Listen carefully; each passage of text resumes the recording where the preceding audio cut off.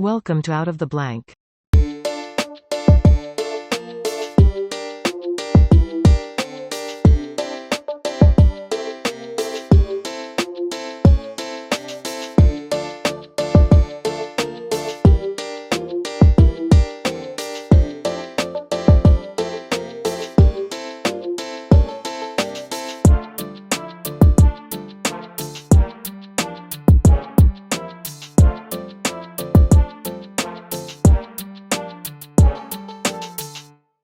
Welcome to another episode of Out of the Blank podcast. I'm here with Matt. Matt, for everyone out there listening, please introduce yourself. My name is Dr. Matt Grawitch. I am a faculty member at St. Louis University in the School for Professional Studies, and I teach a variety of courses in leadership and decision making. So when we talk about decision making, what have you really focused on with decision making? Because my mind starts going off like, I know that our decisions can be based on like our environmental factors, but it seems like there's so much more that goes into making like a decision as well. Well, there's a lot that goes into it. I actually developed a course that focuses on both the ethics and the evidence-based aspect of decision making, and we teach it in our graduate programs. And so what we really do is we help students to better understand how and why they make decisions and how to make better evidence-based decisions with an emphasis and an eye on the ethical side of things. But yes, there are lots of factors, from environmental factors to your personality traits and your background, your learning, your experiences that go into how you approach decisions and you make decisions in general. Which do you think is the main reason why people make the decisions that they make? Do you think it's like when we say about like ethics or something, do we mean like their moral values, like how they were raised? People make decisions. I feel like a lot of the time now, people make decisions based on what they see on like television. Well, certainly, although, uh, yes, moral values are important, but most of the time when people are making decisions, they're making decisions with an eye on whatever it is that they value at that time. So we have different values that get activated in different situations.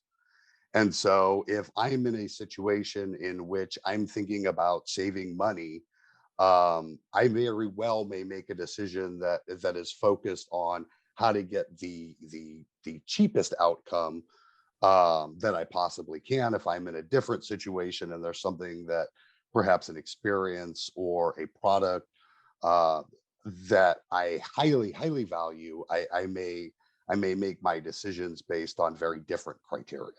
So the criteria that we use to make decisions vary dramatically from situation to situation. Has it changed like from when you started maybe teaching to this topic, at least to where it's at now? Or is this something new that you just started focusing into? It's actually dramatically different. When I first started teaching decision making, I was really focused on the typical approach of the type one versus type two decision making. So type one decision making, or system one, depending upon who you're talking about and their perspective, is really more intuitive decision making. System two, or type two decision making, is really more of the sort of rational, or what is portrayed as the rational, conscious, effortful decision making. And that system one, system two dichotomy is put out there a lot. There's a lot of popular press stuff on that particular perspective. And generally the underlying assumption is that system one decision making is inherently flawed and it's bad. And that if we want to make better decisions, we should really be making decisions using this more conscious, effortful approach. Except there's a lot of flaws in that perspective. And in fact, there's a lot of evidence that suggests that system one, that intuitive decision making that we use a lot, is very effective under the right situations. And that there is no guarantee that being more conscious or effortful about a decision is necessarily going to result in a better outcome. See, I always get like labeled as something if I go by a gut decision on something. People go, "What kind of science is that?" I'm like, I don't know. My instincts really don't steer me wrong in a lot of sense. And if there's a danger and something's telling me I probably shouldn't do it, and it doesn't happen in any other scenario, then more likely than not, I'm probably going to listen to it. Like, I've talked to a lot of people, 1,000 something people. Usually, like, if I get a gut feeling like maybe this isn't the person I want to talk to, or maybe this isn't the right thing, it's going to lead to like a good conversation, might lead to something crazy. Usually it's by the eyes. If I see a profile picture and they have like circular glasses or something, I'm like, all right, this is probably going to be like a triggered topic or something like that. Which, I mean, in today's time, that's all really a lot of topics are. A lot of topics are very controversial things that I feel like we stigmatize way too much to where you can't talk about them, which makes any decision that you make have to be in a certain bias towards whatever that topic is. And it's like, well, what happens if that person doesn't feel that way? And you're building up a wrong rapport, you're building up a wrong perspective of that person, and that throws the whole thing off. Like I was mentioning to you off air, I feel like a lot of people don't like this word critical thinking, which is just asking questions based on whatever it is. That can get very, very heavy or very, very hard to navigate depending on what that topic is. If that topic is like you see, I don't know, a disinformation board get created, if you just question, like, what are you labeling as disinformation? People go, well, you must be one of those conspiracy theorists. It's like, well, no, I'm just asking. Cause I mean, we all know Facebook fact checkers aren't really fact checkers. They have a bias in something. So, more, I mean, maybe just critical thinking wise, I am ranting a little bit, but just thinking, then if they can do it, what stops another person from doing the exact same thing, you know? Well, right. And we all have biases. So whether we're talking about, fact checkers or you, me, anybody, it doesn't really matter. We bring biases to a particular situation, and they're not necessarily a bad thing. Biases really help us. They give us a sort of tendency in particular situations to be able to make decisions when we don't have enough information to go on. So you made an observation about looking at people's eyes and drawing conclusions about whether or not they're somebody you want to talk to. And is there any evidence behind that? Honestly, I couldn't tell you without going and diving into the literature. But I will say this, that if that is a bias that you have, what is the downside of that? I mean, are there really any unintended, undesired consequences that come from that? Yeah, you may miss out on, some conversations with folks that had shady eyes, that maybe might have been made for great conversation. But on the flip side of that, if you have experience with folks with those shady eyes, even if it's a low probability of that coming to pass, you've now made it possible for yourself to avoid those situations where you could be at risk. It's no different than, when I assume you lock your car, right? You get out of your car and you lock your car. You have actually a very low probability that somebody is going to break in and steal your car. I mean, even in relatively high crime areas, the probability that your car is going to get broken into is actually generally very low. But it still makes a lot of sense to actually lock your doors to keep that low probability situation from coming to pass, because the consequences are much too high if it does. Well, so is decision making linked with like common sense? Because like I'm not saying like I'm not being insulting here. I'm just saying that even just locking your door, to me, that's common sense of just like you gotta lock. I mean, it's your stuff. You don't want somebody if there is that low likely possible scenario where that happens. But I know people that don't even lock their house. Like you would think like you don't lock your house before you leave. It's like what nobody's going to take anything. It's like, yeah, but there's that small percentage factor where you're seeing it's now a risk analysis. Are you willing to lose or take that risk of okay, it's not it's kind of like gambling in a sense, except you don't win anything, you actually lose more. So that likely chance that your house gets broken into is probably a low factor, but it just you're actually hurting yourself more because there's nothing to gain from leaving your house unlocked. You gain a couple seconds maybe when you pull in your driveway with groceries and you can go inside your house, but you can just unlock your door and then you still have the sanctity of knowing that your house is locked and you don't have to worry about somebody going in. I mean, they can break in, but I feel like that's an extra hassle people don't really deal with.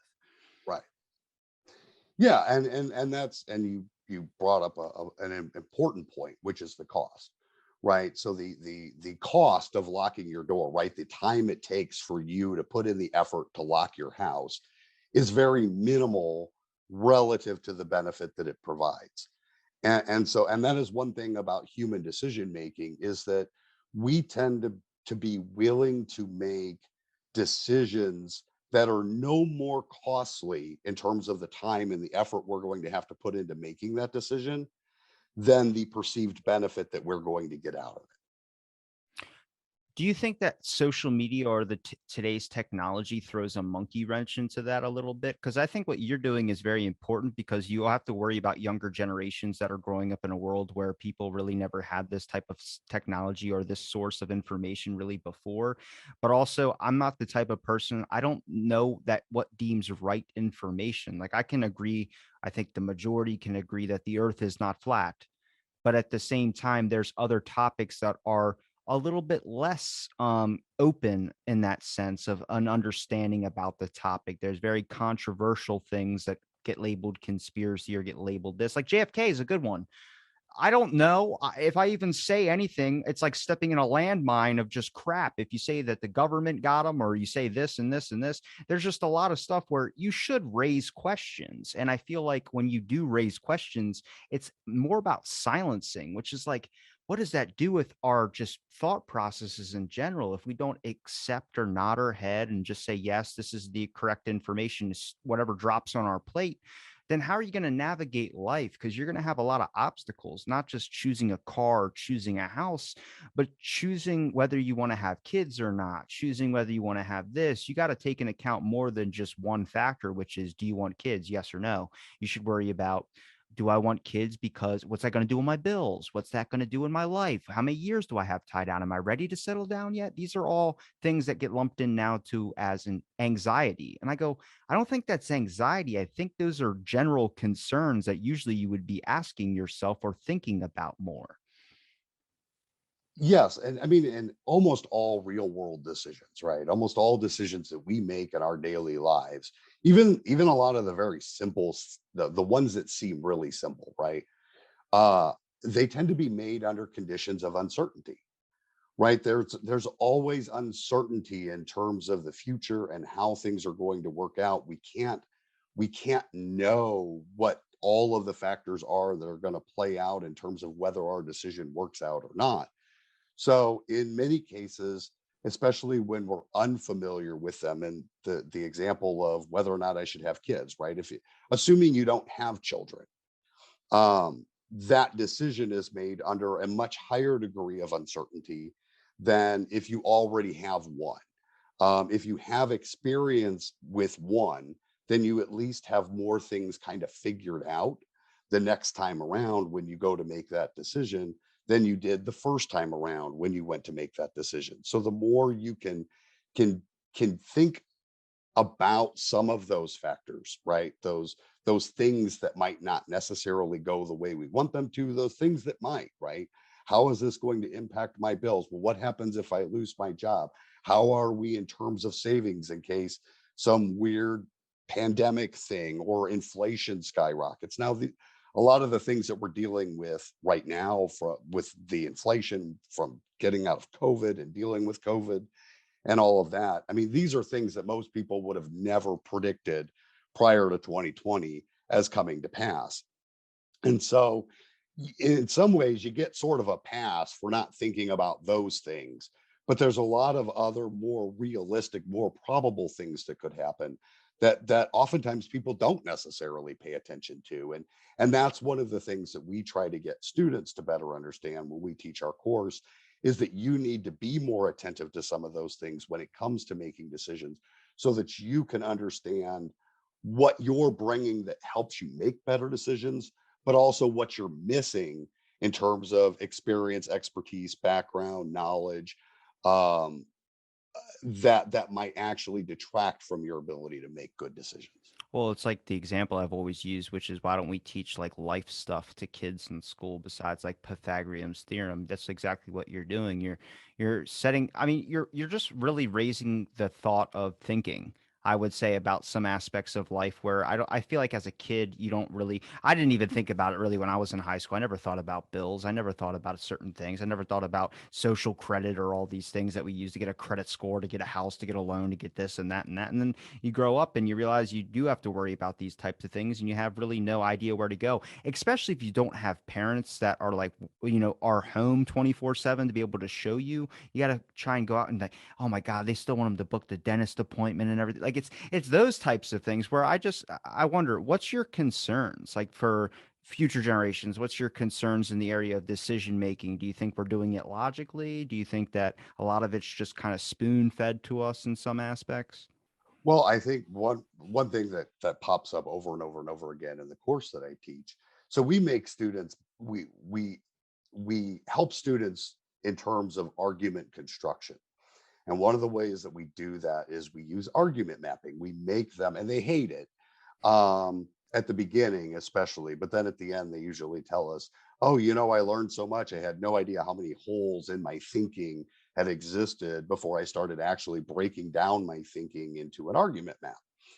And one of the things that has become very evident to me, at least in this course and the students that I teach, I can't draw any generalizations about students in general, but the students that I interact with, a lot of them have never had any formal education on decision making, on argument construction, on logic and deductive and inductive reasoning.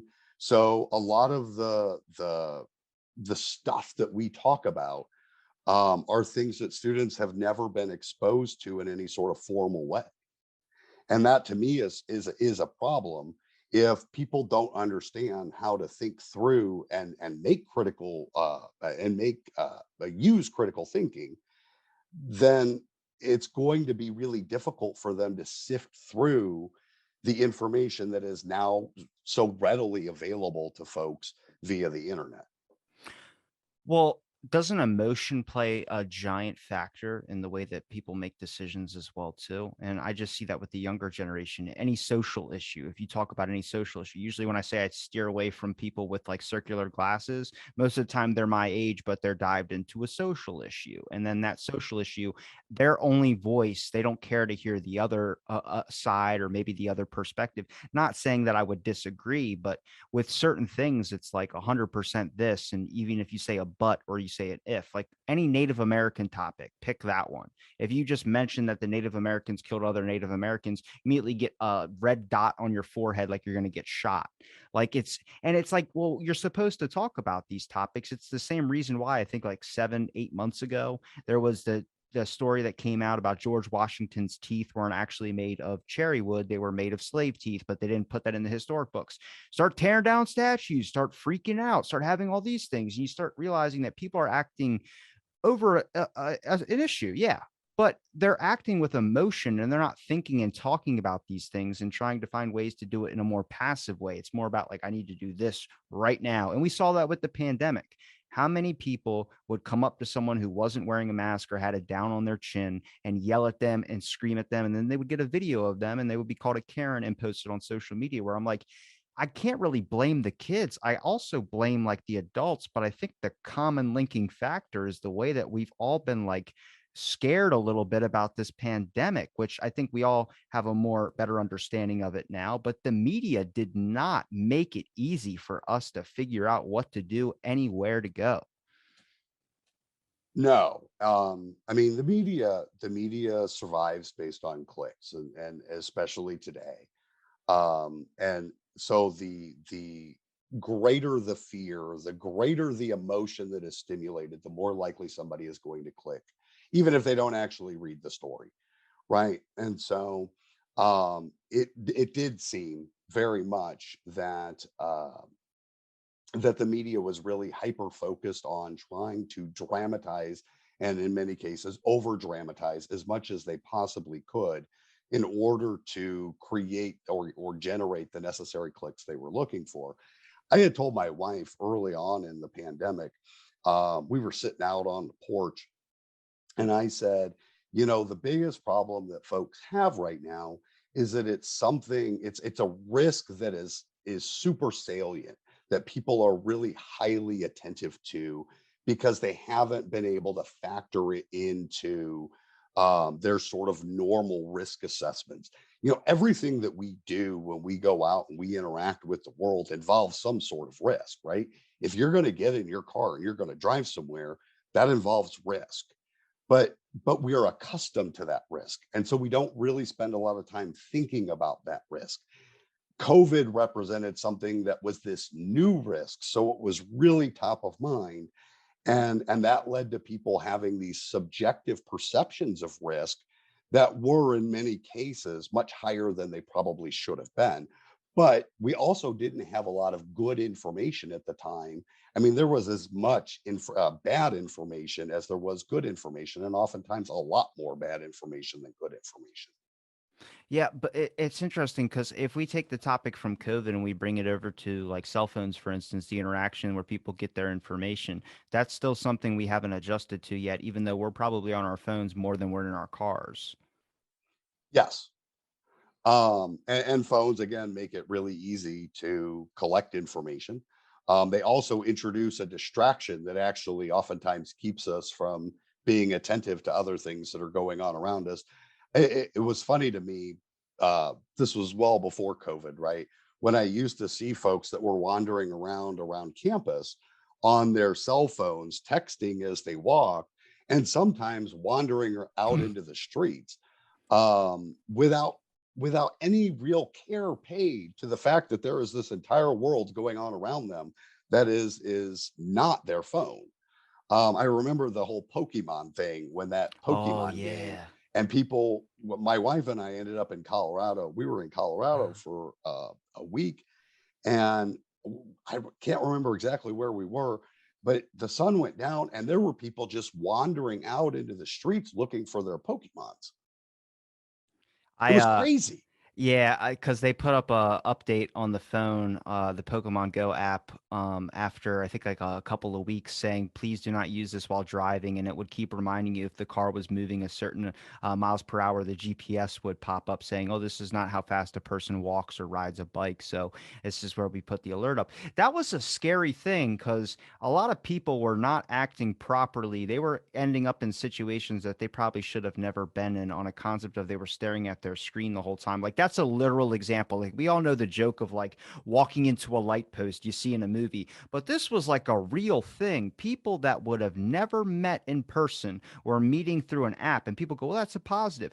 No, because it also got to a point where people were setting up at Pokestops with bats and they were waiting for other people so they could rob them.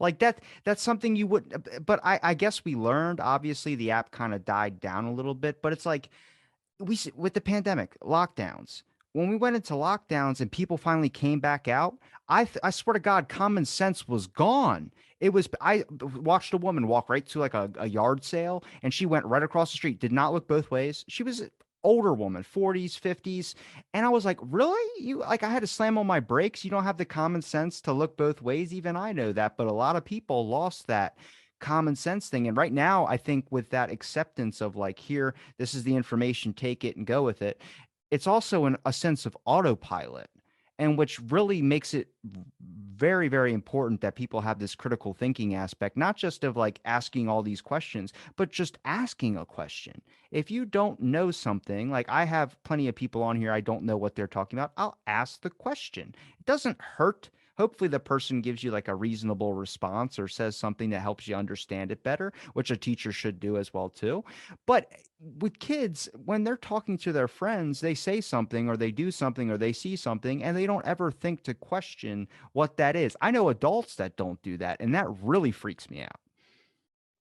Yes, and well, and unfortunately, we're exposed to so much more information today, right, than we ever were before.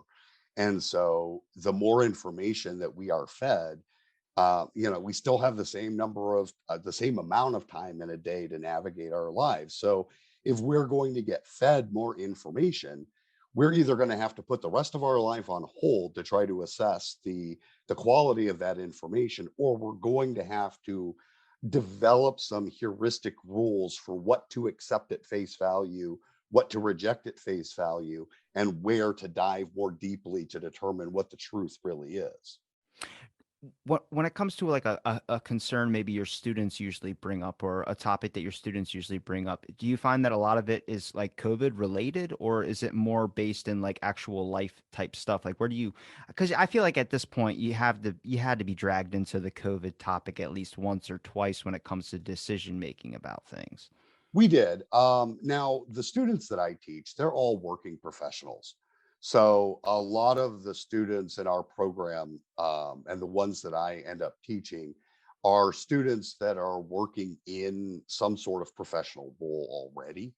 And so the issues that they bring up tend to be much broader than just COVID. But yes, COVID does come up, and it's led to some interesting conversations about cost versus benefits. And really a lot of people's where they end up ends up being a function of which values they tend to prioritize in situations like that.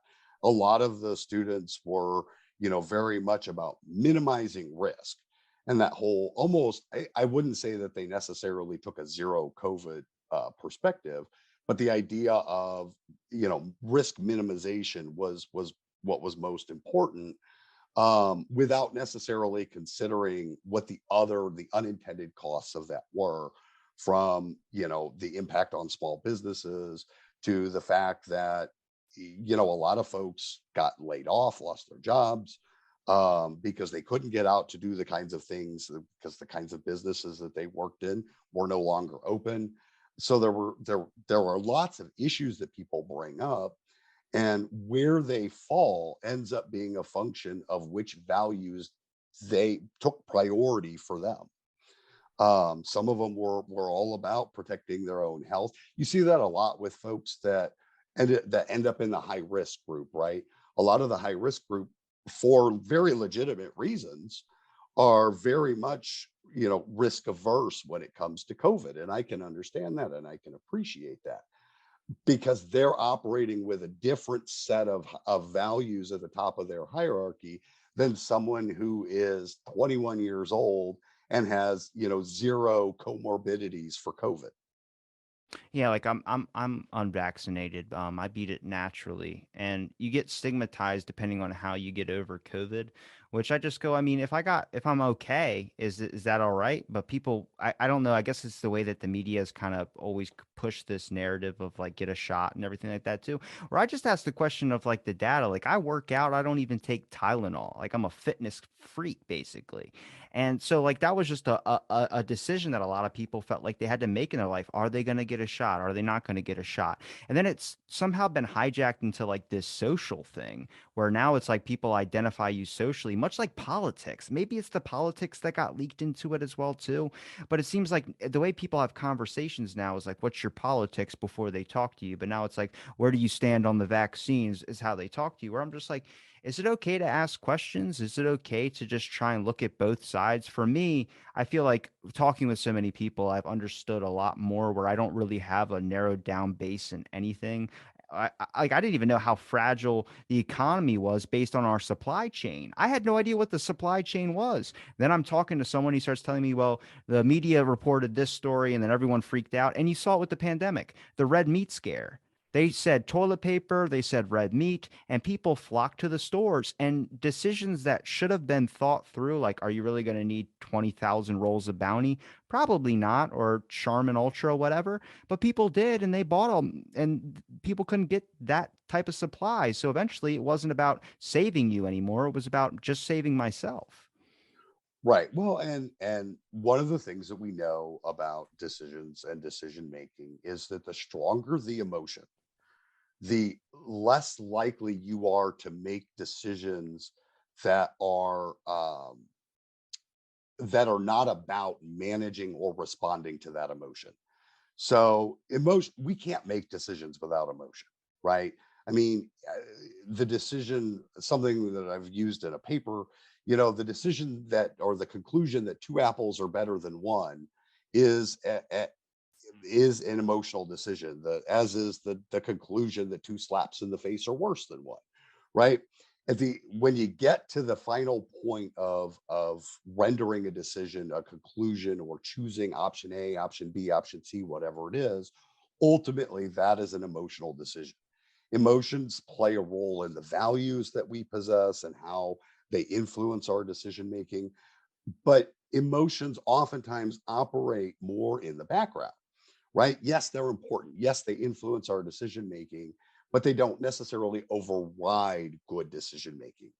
The stronger the emotion, the more likely that emotion is to be the primary driver of the decision, and the less likely it is that people are to consider other things when it goes into making decisions. And COVID was a great example of that.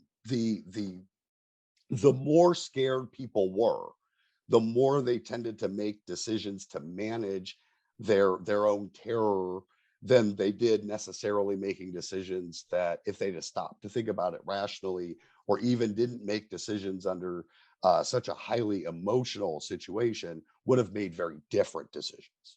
Do you think that the resiliency in decision making is coming back to like where it was before? Like it seems like people are kind of understanding. Like I think the pandemic hype has kind of died down a little bit, and we're kind of back to this like how it was before. I mean, there's still that idea that is constantly in the news, but there's other things in the news as well too. There's like there's people tweeting about Ukraine and changing their profile picture about Ukraine, and I'm like, what? Like, do you know anybody in Ukraine? It's just like, no, but I'm going to put up a tweet in support, which makes me question like why, but I guess it's just, I don't know, seen as a good thing. I guess. I don't know. I didn't do it. Well, I will say this. I obviously I don't I hate what's going on in Ukraine. I don't know that Yeah. a normal rational person would think it's a great thing what's going on over there. But the more other important news that pops up that kind of de-emphasizes COVID, the better off we are as a society, because anytime one singular issue dominates the news and dominates it for such a prolonged period of time like COVID did, the more likely it is that it's going to start amping up people's emotions on both sides of it, and the politics then start to become a much bigger issue, which we also saw with COVID.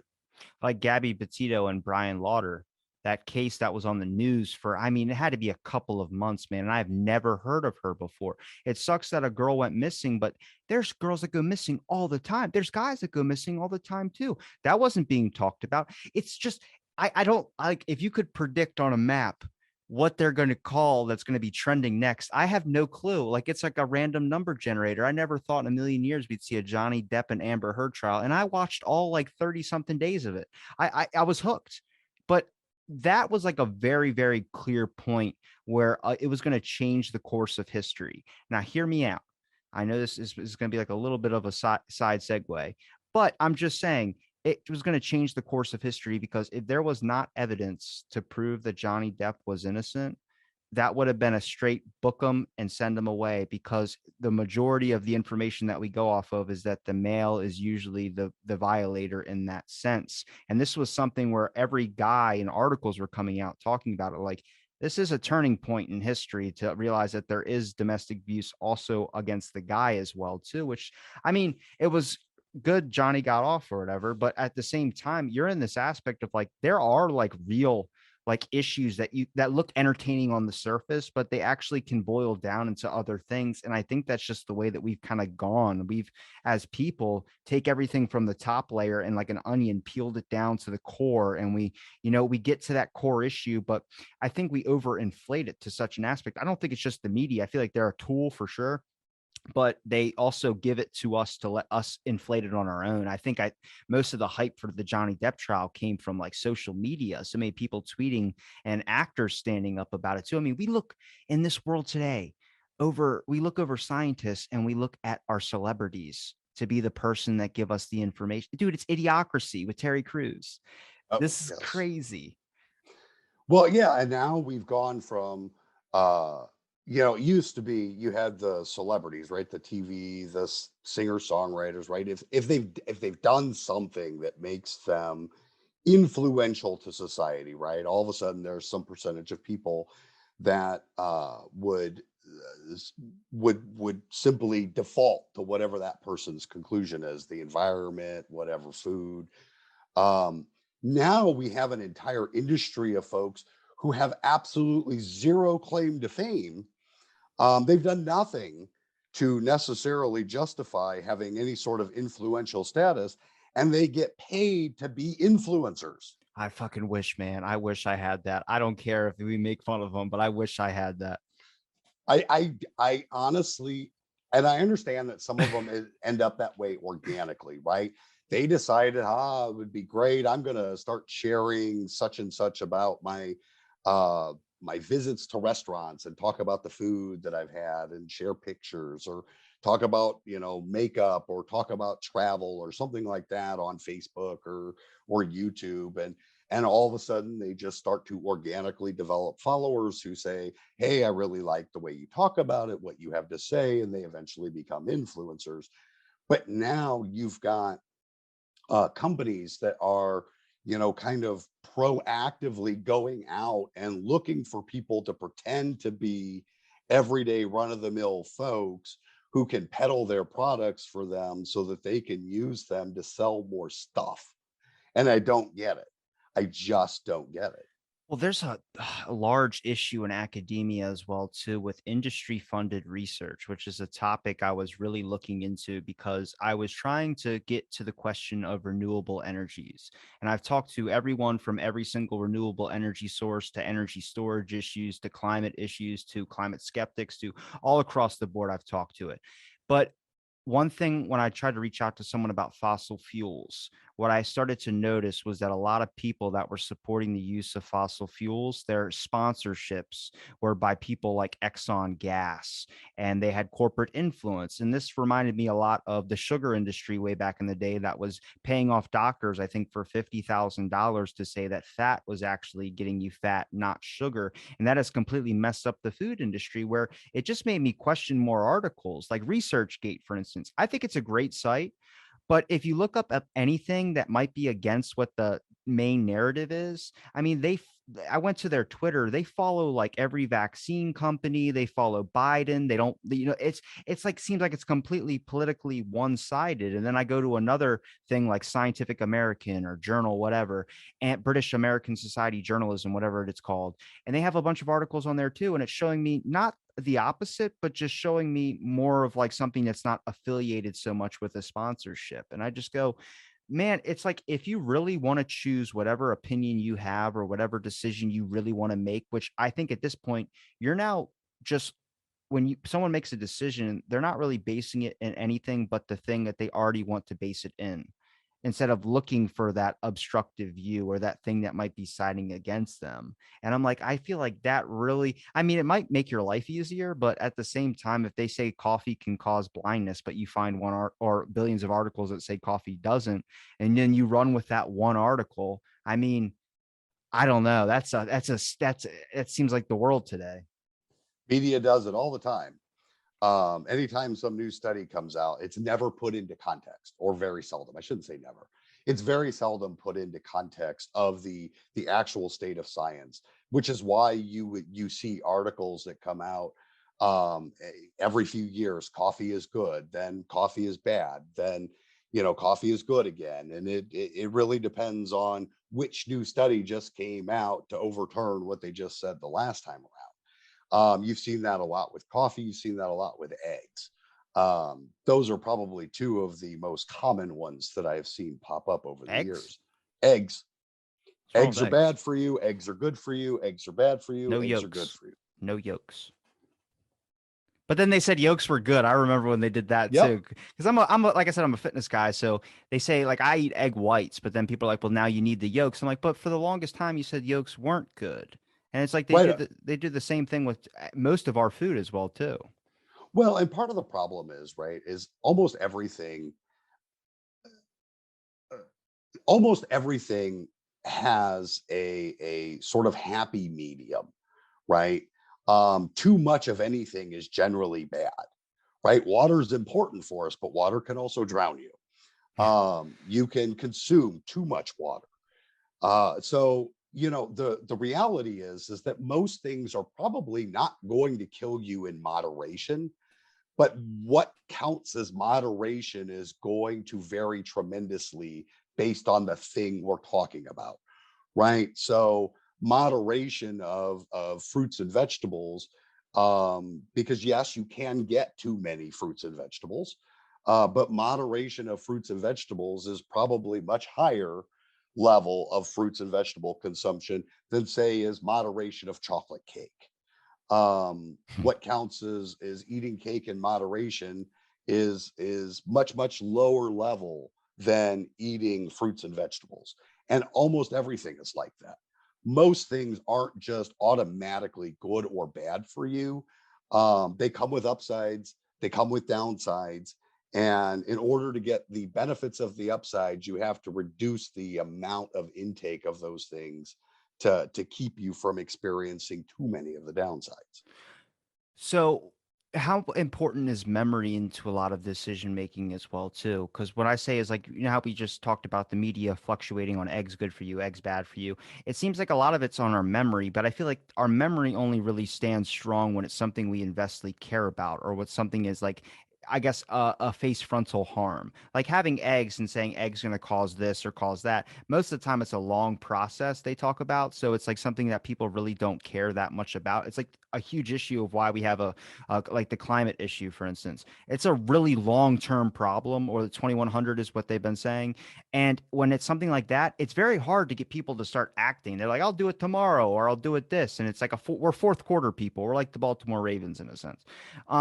But when we take something like what I told you before about saying no to somebody based on like a gut feeling that I have, the one that I'm basing that evidence off of, that I mean, it's out of five I've said no to and then moved on. But one of the things was someone who works in dairy, talks about dairy and talking about how that the government is not allowing you to sell raw pasteurized milk because they put a contaminant in it to mess with you and cause cancer cells. That's I said no to. I mean, I got five emails in a row that were paragraphs long, and then when I said sorry, man, I don't think this is going to happen, I got a long paragraph saying go f yourself.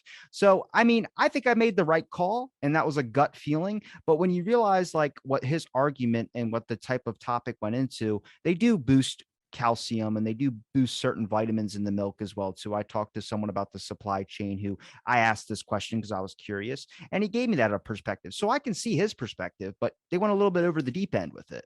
And you realize that someone now is so used to not really having a voice or having this open thing of discussion. And now you're, by saying no, you're now rejecting them like society might have rejected them. And you get to this point where now you're the enemy. And it's like, I mean, that's a really complicated and very hard thing to have like an intuitive instinct to be like, no, end it right there, which I don't expect people to have, but it's an impactful experience that'll make me look through my guests a little bit more. You know what I mean? So that's a memory thing. That's a frontal issue for me. When we talk about memory being the importance of making a decision, I mean, I feel like a lot of the times the public is kind of like, fool me once, fool me twice, fool me three times. And it goes till like you're counting on both hands because a lot of these issues, they're not right in front of them. They're not a giant concern. But one wrench threw into that system was COVID. This was something that affected everyone. And that's why you're seeing major fronts on the brain fog issue starting to be discovered and learned more about, because people are still suffering and having these new experiences of brain fog, which I'm like, does it have to be an issue like your foot's bleeding for us to be able to really make like a decision or remember something? Or can it be something as simple as like, hey, last time I went down that alley, I almost got robbed. Maybe I shouldn't go down that alleyway again. Well, I mean, I think we do rely heavily on experience, um, and we don't necessarily.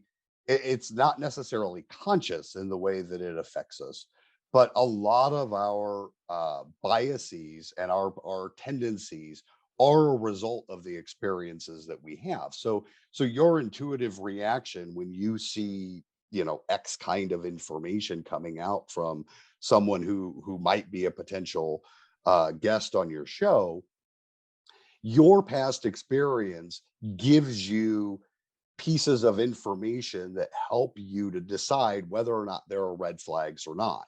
Someone else who maybe has a lot less experience wouldn't necessarily recognize those things as being red flags right off the bat, especially if they didn't have any expertise in the whole dairy side, and didn't have strong opinions or values about it, right?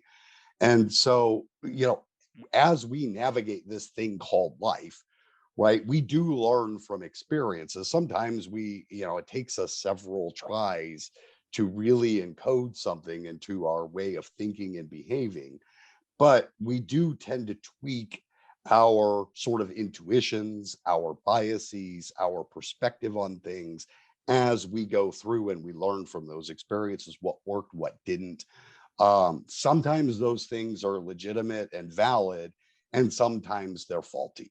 And that's where a lot of the sort of belief about, intuitive system one decision making being inherently flawed comes from, is that you can identify lots of times when your knee jerk reaction was wrong.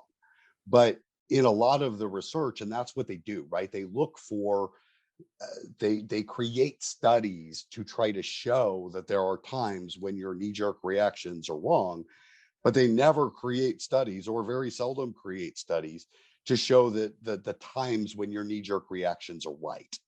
And that's sort of becomes a very selective focus of attention in a lot of the research, and something that I've been very critical of in my own writing on this particular topic is that it does ignore all those times when your intuitions are right, or when your heuristic rules work well, in favor of those few times when things are off, or those kinds of situations when maybe your heuristic rules don't work so well. I feel like a lot of people have this intuitive aspect, or I think it's just an instinct inside all of us to have this type of pause in a lot of serious situations, but I think our scales get changed over depending on what we call serious. Like, obviously, something serious to me is going to be different to serious to you, but we all have logical conclusions about like nuclear war. That's a serious issue. We can all agree on that. There's like real things that we know real threats about as well too. That's a serious issue.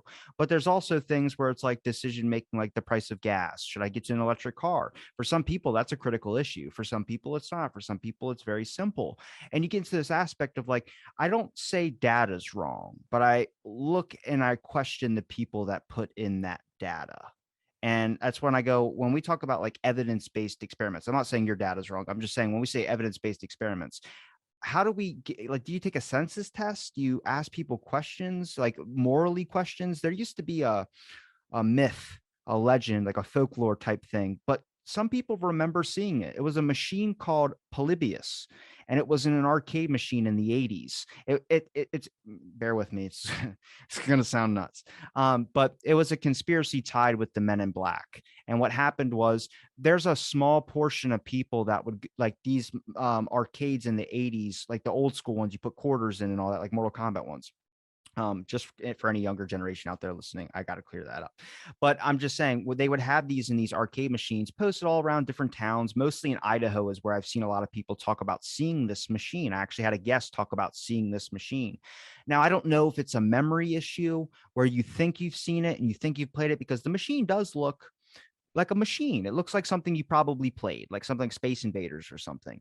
But the weird part about this thing, if you look it up, it's Polybius, was that this game would just be like a question game. It would say, like, in a decision, if you had to choose in a fire, what would you take? A dog, B, a cat, C, your family photos, D, I don't know, your money, your safe, whatever. And it would ask you like 25 questions, and then it would say thank you for playing, and then that's it. And people would account, and you can look this up. It's They actually did a what's that show? It's the conspiracy show, Folklore Legends, or it was really, really popular. There was like a one out there that was like investigating like the New Jersey Devil and all these types of things. It's like a Skinwalker Ranch show, like an alien show. And they had it on there because people had these experiences. I played this machine, and one guy who worked at one of the arcades talked about having this machine in there. And one day, a person wearing like their facial features, where I said it links into the Men in Black, had no eyebrows, no, like what looks like their lips were shaved down, no facial hair. You really couldn't tell. It looked like they were burned, wearing with like a one of those like detective hats and a suit. went to the back machine, put the key in it, opened it up, took the little data card out, and then drove off. And next thing you know, the machine, someone ended up picking up, they moved it out of the arcade or whatever, and it's gone. And it was like a census test to get a poll of what the population was doing. Now, is that a conspiracy? I don't know. But if you start asking the questions of like asking society what they want, if you put a census test, which we see that same exact thing on social media, every time you're scrolling through your news feed, what do you think about this? How did you feel about the Amber Heard and Johnny Depp trial? And it gets a poll, and it's not necessarily from a company, it's just a poll on Twitter. Like, why are they asking me about this? Now, you can say that's to feed the algorithm to curate your information. Now, that conspiracy I just mentioned makes a lot more sense now that we're in a more digital age where you can understand the rationale behind it. But that conspiracy before was in like the 80s, where what was their technology basis? Well, they got information from you from a machine they had to physically make. Now you have these physically made devices in your pocket, they can get the information off of you, which starts to wonder if they take a bunch of these surveys that me and you have seen and they put out a thing saying 90% of people think that schizophrenia is awesome. Who the hell filled out that census? Nobody. They just changed the data. They did take the test, but they can mess with the data. That's why I say I always question the data. I don't think the data is really wrong. I think it's the people who manipulate the data. Like what's Ben Shapiro said, numbers don't lie or something like that. Well, I mean, I think there are issues where you could skew questions to get to not necessarily any conclusion you want to get to, but you can certainly bias your questions so that you're getting more people to respond the way that you want them to. Um, it's kind of like the question of, well, when did you stop beating your wife? Um, you know, You're assuming. right. That's the thing, right? So if you ask somebody a question like that and you only give them two choices, you've now created a scenario where everybody that actually goes through and fills that out is going to give you what you were looking for. Um, so there's issues in terms of question design and item design. And then there's also issues in terms of how you aggregate that information, right?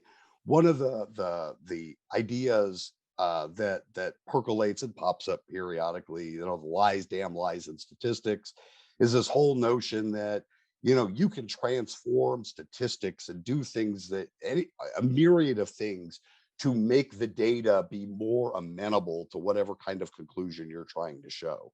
So if you are anti-death penalty, right, for example, and you do a bunch of polls on people's perspective on the death penalty, you can probably massage that data and figure out the right ways to split the data to be able to draw whatever kind of conclusions you want. People find it to be immoral, the death penalty. Most people disagree with it continuing to be used. I mean, there's lots of ways that you could present that to make it more likely that you're going to get those desired outcomes. So you've got both of those issues going on. Now, in addition to that, with social media and your phone and all that other stuff, a lot of these companies are not necessarily pulling you about various kinds of things. They're just pulling the information off your phone, right? Or they know what websites you're going to. They know, what kinds of things you tend to buy. I mean, there's a reason why when you go, let's say you spend a lot of time buying stuff on Amazon, and then you go to some other sales site, and what you end up with is recommendations that seem remarkably similar to the things that you have recently purchased on Amazon. That's because that data is coming from your computer and being fed to a lot of these other companies. And I know that sounds conspiracy It's theorist, not. It's not. but there's a lot of evidence to suggest that we essentially are fodder for a variety of information, and these companies use that information to make lots of decisions and do lots of things, both to our benefit and sometimes I would say to our detriment. So I'm not anti-government. I'm anti-big corporations, but I somehow think that corporations got their way into government in some aspects of like lobbying in some sense. But I agree with you 100% on big companies. For instance, I had the Google whistleblower Zach Voorhees on my show, who exposed a lot of like the algorithms on YouTube and the algorithms in social media, which Elon Musk buying Twitter did show that there is some algorithms that were blocking and shadowing certain people. For instance, on Instagram, if you were going to follow, like I had a past guest, Peter McCullough, if you were going to follow him, says, "Are you sure you wish to follow Peter McCullough?" Well, yeah, that's why I'm clicking accept. But they ask you that. But if you click on any other profile, it'll be like click and it'll be automatic follow. It won't ask you that question. And it's like shadow banning in a sense. But what the issue is do you remember the Google car scandal? Which one? There was a one in like 2007 that happened. And what happened was, those little Google Maps, how they make Google Maps Yep. is that little Yep. car drives around and takes pictures. Right. Well, they didn't realize, and they only paid a $25,000 fine for this, by the way.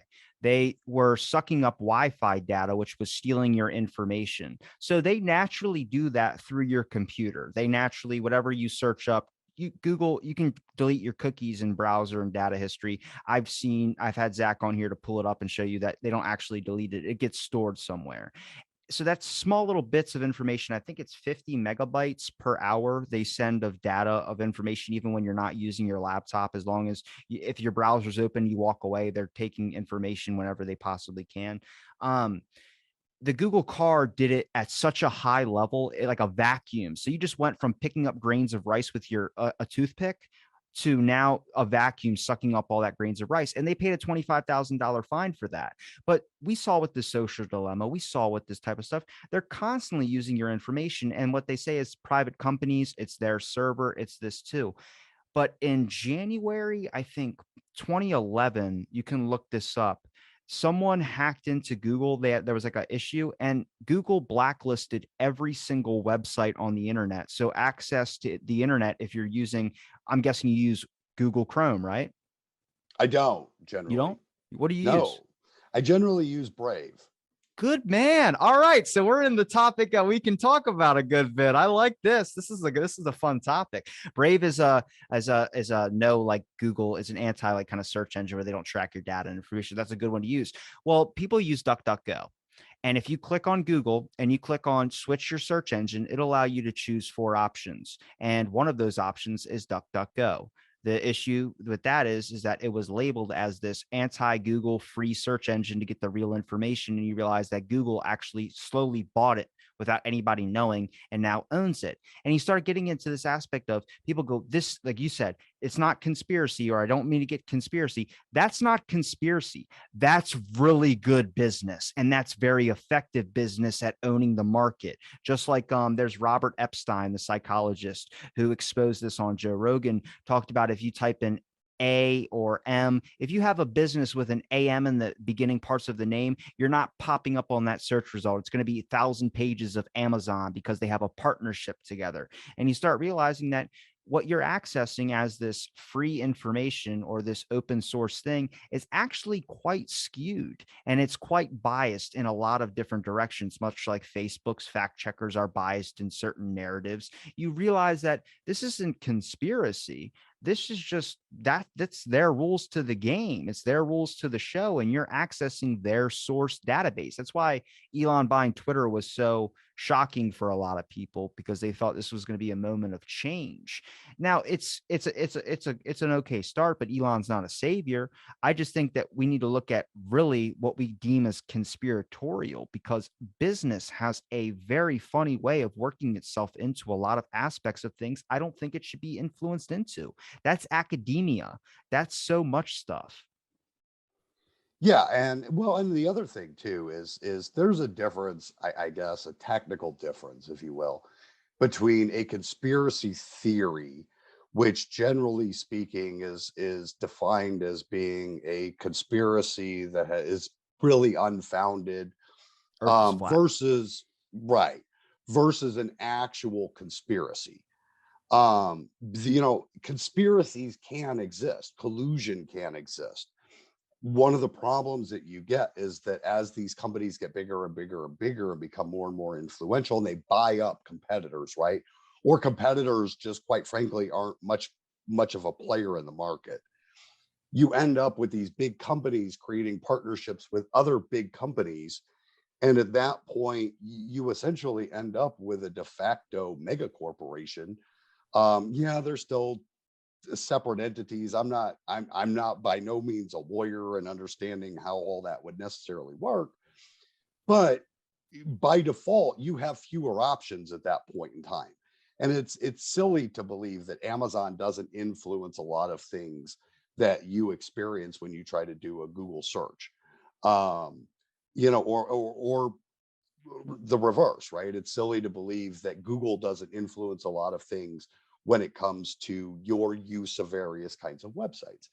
So the fact is, there is this interplay going on between a lot of these big influential companies, and it can be very difficult to figure out how to interface with them in the right way, assuming there is a right way.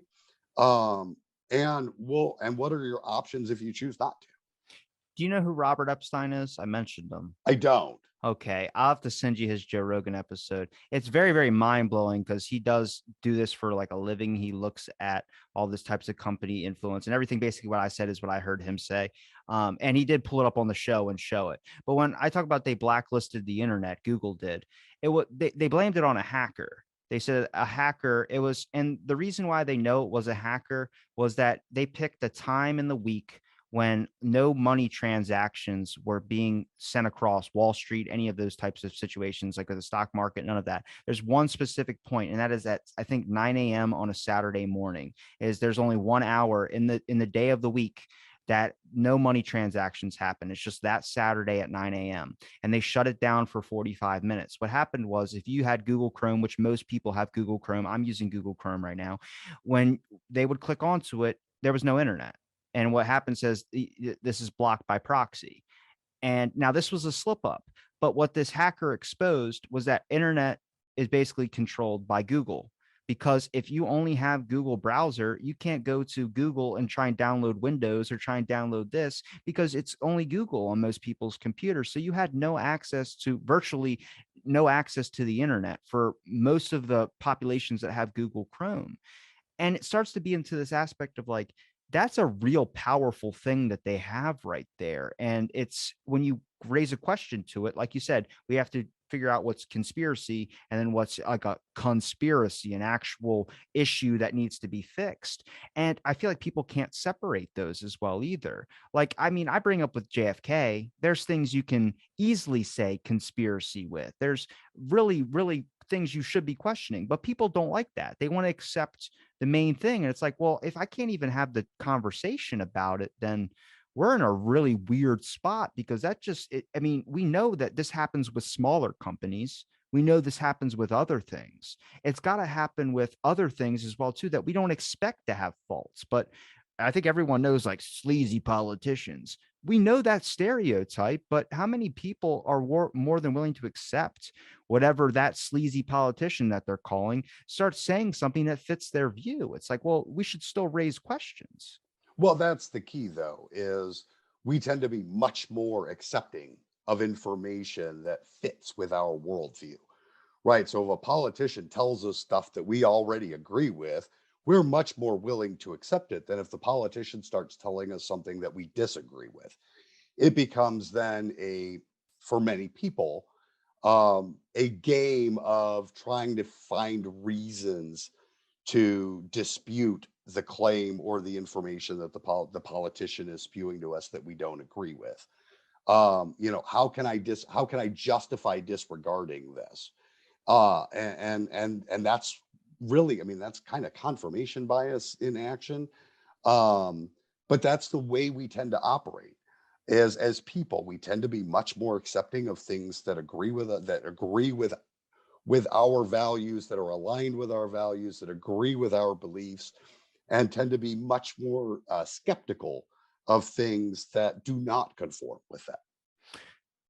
It's literally me with the Wuhan topic. Like I want it. I think it came from there, that lab, but I've had people on that say it does. But until I see it on like an actual news article and I've seen it on the TV and I've seen the WHO talk about it, even though I don't really trust a lot of what they say, I just need that confirmation from them. Like the big sources, so people can label me this or label me that. I'm like, look, man, I have a foot in both pools. I'm just kind of over here, like I want to see both sides agree on it. Like that's the unicorn right there, is finding a topic where both sides can agree. I think both sides can agree on climate change, but the issue is that they're so polarized in that viewpoint where I go, this is like some serious issues. Like it's okay to say you like Coke or Pepsi, but when it comes to like real rational decisions that are going to be affecting the course of mankind on the basis of which direction we go into, we should probably like just like, sit down and have a beer over it and get some truth serum going in us. Well, I think part of the problem, I mean, climate change is a complex issue, right? Very. I don't think anybody, even the people that are the most skeptical would sit there and in their even in their skepticism will say, well, the climate's always changing, The vegans right? blame the cows. Right. Oh, I know. Did you Um, hear they're genetically altering cows to make sure that their farts contain less methane? And I go, I I, didn't know I that. talked to a systems food guy about this, like I was saying, and he goes, I know it scares the crap out of me. I go, what type of risk is that? He's like, there's a lot there, mostly because we don't know what's going to alter when we end up eating that meat. And I'm like, oh, Well, I mean, I think a lot of times that's not necessarily a huge concern, but when you start altering genes, right? I don't know if you saw recently there was a story about they used CRISPR to alter some hamster genes, oh yeah, I saw that. and it ended up making the hamsters overly aggressive and violent, and they just didn't see this coming because we were going to alter this one gene and believed that that couldn't possibly have some unintended consequences. And that scares the crap out of me when we start talking about designer babies and things like that with CRISPR. Is what are you going to unintentionally unleash by starting to alter some genes to make people less susceptible to some kind of illness? Might this gene also be important for something else? Well, do you think that's just an era of comfortability that we live in now? It seems like with the more options that we have, the more accessibility to things, like even with food, for instance, starvation.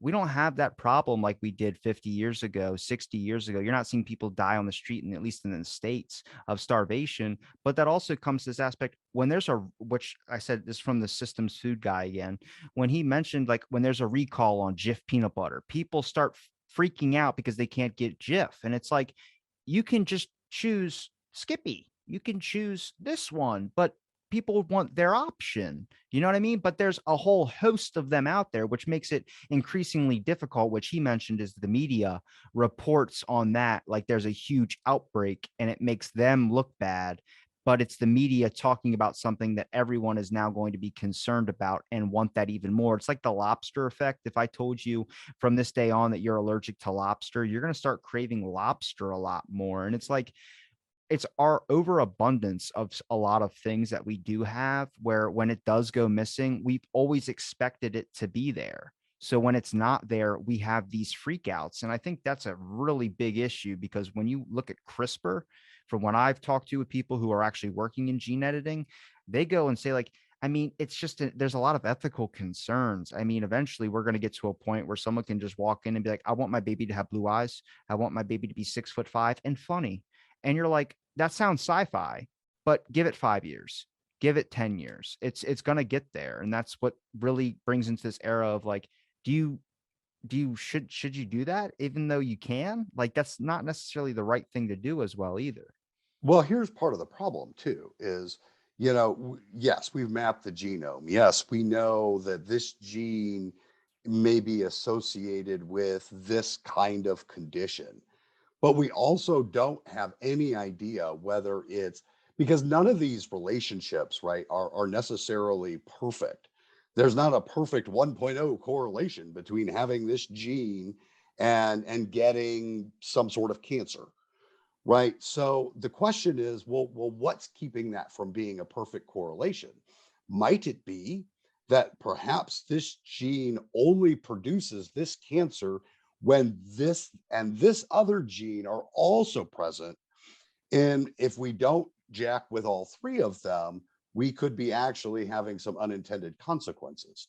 Or, by only eliminating this gene in the hamsters, you've now turned them into mean, horrible, overly aggressive creatures. What other kinds of unintended alterations are we going to make before we get to the point that that we can have true designer babies where you can pick A, B, C, and D? Well, Matt, if we alter the cow's farts, then we're going to save the planet.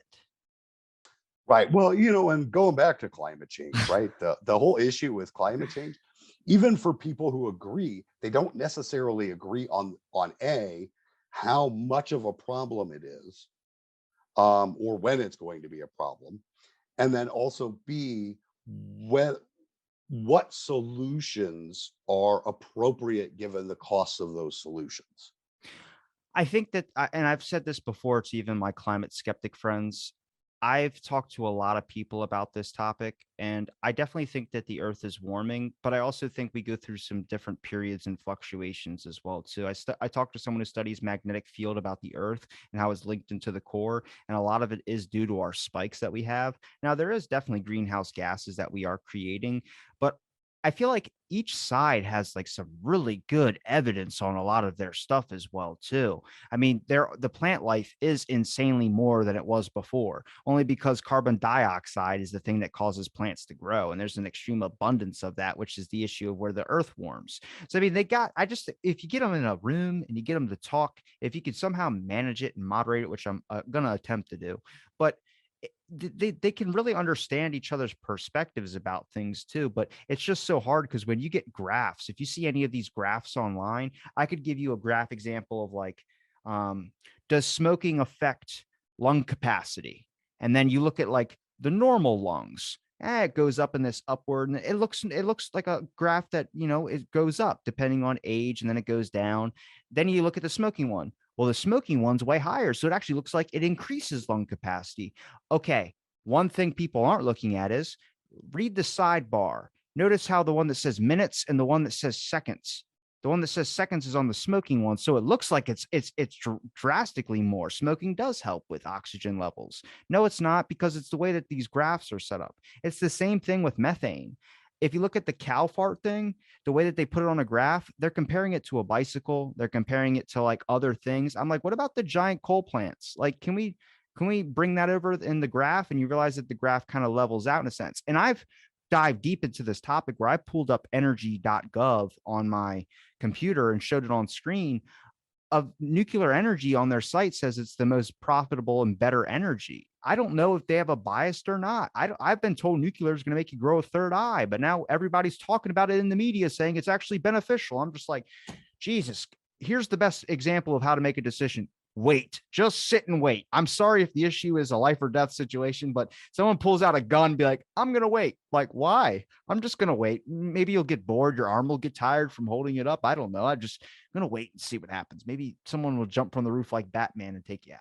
Well, I do say this from a decision making standpoint, it's best to not automatically conclude any sort of extreme stance on any particular position.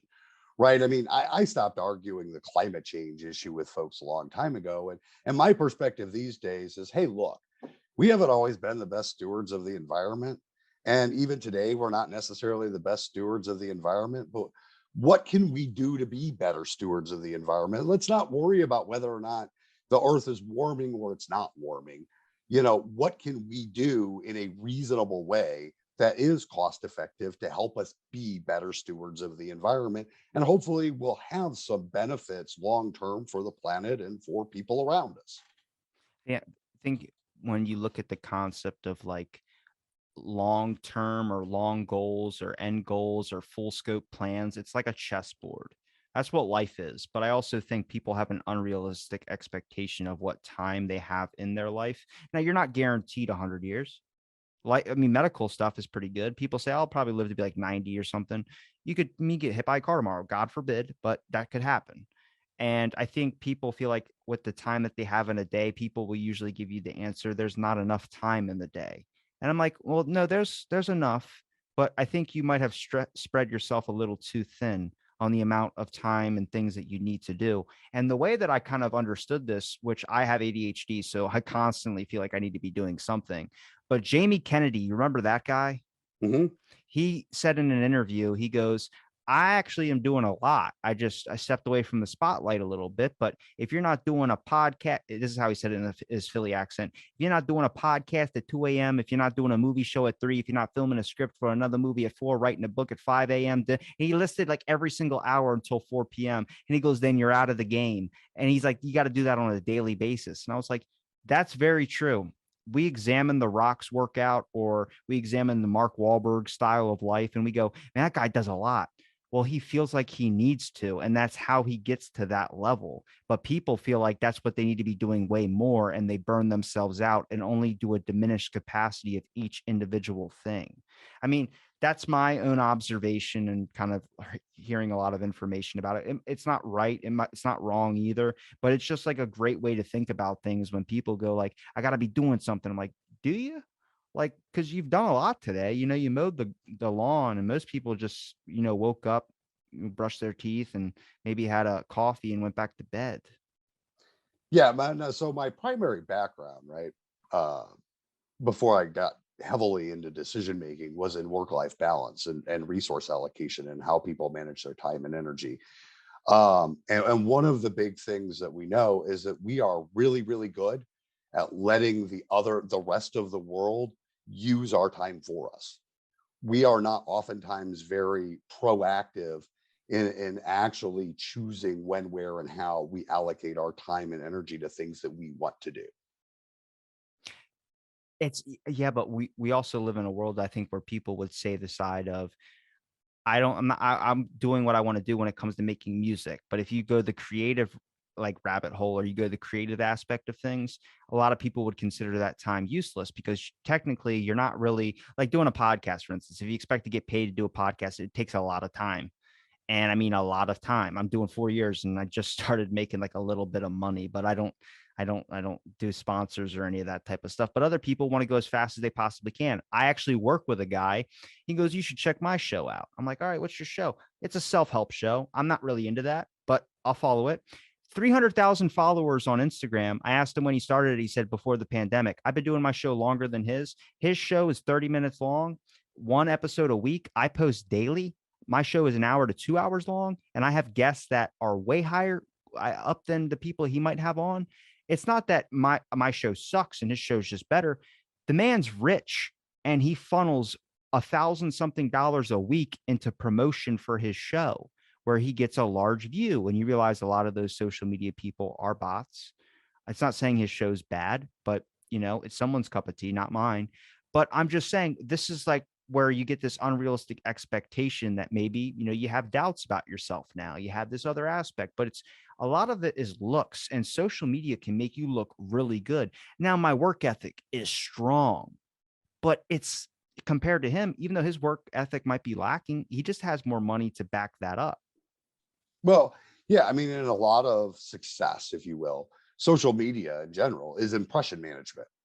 So, you need to manage the impressions that you're making on others. And if you do a good job of that, generally speaking, and you're doing it the right way and you're playing to what other people are looking for, you'll hopefully generally tend to make some progress toward whatever desired outcome or goal you have.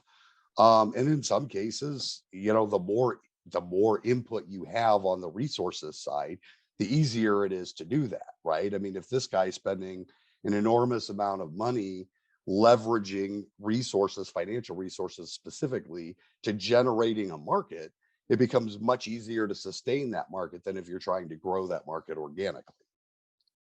I'm coming out of obscurity and I'm a douche that wears a shirt of his podcast on his own shot. But I think especially it depends on what your goals are. I mean, when I look at it, this was always more of a learning experience and a fun thing. And I think that's what you got to do with your work. It just would be a lot easier if it was more obtainable for people to get paid to do the things that they would actually like to be doing, mixtapes and all. It would, although, for a lot of folks, I mean, and there is some evidence to suggest that people oftentimes have passion projects that are not part of their primary job. They have hobbies, right? And they really enjoy their hobbies. And but as soon as their hobbies become their primary way of making money, they oftentimes lose a lot of enjoyment in those hobbies. Yeah, sometimes I get burned out from doing the show. This is definitely a passion project, but the amount of time it takes to book guests is the only difficult part. I'm a social recluse. I post once a day and then I'm gone. I don't have the mental capacity to handle a lot of it. It's not that it's like social media is a cesspool. I think it can be beneficial, but I also think you can spend way too much time getting into it. And like, especially if you have like ADHD, most of it's sitting and being on it. And it's like I could do it if I was like doing something else. Like I'm not saying driving, but I'm saying like if I'm outside, like listening to music or something, I could be on my phone, sure. But it becomes more of like a weight in a sense. It's kind of like playing video games. Next thing you know, you just look outside, it's 7 hours past. You're like, oh my God, was that a proper decision? What do you think about video games and the decision to play those? Um, what about what exactly are you after? Do you think that like people making the decision to play video games, like it's the same? I mean, I could use the same example for something even easier. Marijuana, people's decision to choose marijuana, if it's not in a medical sense, if it's just to have fun. Now, in those moments, yes, but there's now a lot of studies, and from friends that I have that are now older, they talk about regret of it. And I'm like, wait, what do you mean regret? I thought marijuana was like that fun high drug. And they're like, yeah, but it also feels like I just froze myself in time. Like I woke up and next thing you know, I'm 30 years old and all I've been doing is getting like stoned all the time. And I'm like, oh, like your life stuff's on hold or your life stuff has been frozen. He's like, yeah, I really never focused on like getting life management stuff in there. I'm like, I mean, that's a good perspective. It's different than what you normally hear, I would say. Well, I would agree with that. I mean, it's a good perspective, but I think the other issue you run into is the question of how often, right? So again, I'm not a medical doctor. I will not opine on the benefits and or disadvantages of pot. Um, but I would say that there's probably a fundamental difference between using pot once every so often to sort of unwind, more or less like having a drink, versus becoming dependent on it or using it on a daily basis or even multiple times a day, where you more or less spend your life stoned. Those to me are very, very different things. And so I would imagine the person that uses it once every so often as a way to just cut loose for an evening um, is going to have a very different perspective looking back on it than as the person that had to use it or that used it every day, 7 days a week, multiple times a day over the course of 10 years. Back to kind of what you were saying about overusing, like with chocolate cake, you can overindulge, and it's the same thing with really anything. It's the overusage aspect of things, and that's where you see a lot of people that might not make the best decision just on the concept of the feelings. Now we go back to the emotion part. Emotion does drive a lot of stuff. Emotion is the stress factor, causes us. It's not good to make like really big decisions under stress. It's not good to make decisions when you're tired. It's not good to make decisions when you're hungry. It's also not good to make decisions when you're sad. And it really correlates to a lot of things, which makes decision making really freaking complicated when you start analyzing it. And I know a lot of people go, just make the choice. It's like, well, it's actually probably smarter to like kind of think it through, even if it's something as simple as like taking a left or a right.